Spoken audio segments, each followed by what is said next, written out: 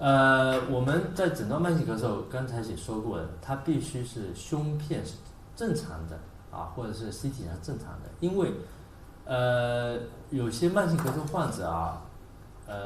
他会，比如说他如果病灶在这个心脏重叠在就是心脏后面啊，或者是胸骨盘的情况下，有时候胸片都不一定能发现，这种情况下我们是要做 CT 检测的。举一个简单的例子，就是我们曾经碰到过一个女性患者，她咳嗽9个多月时间，拍了胸片呢，是报告是一个纹理增多增粗而已，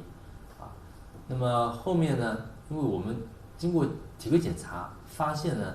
她在左肺有比较叫干性罗音那么我们建议病人做了一个 CT 检测，CT 才发现她的左侧的气管腔内有一个肿物，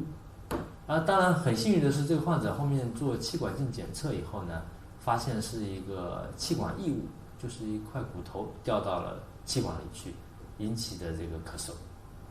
所以还有很多毛病可能我们一些胸片也未必能发现，特别是气道的一些疾病包括我们这个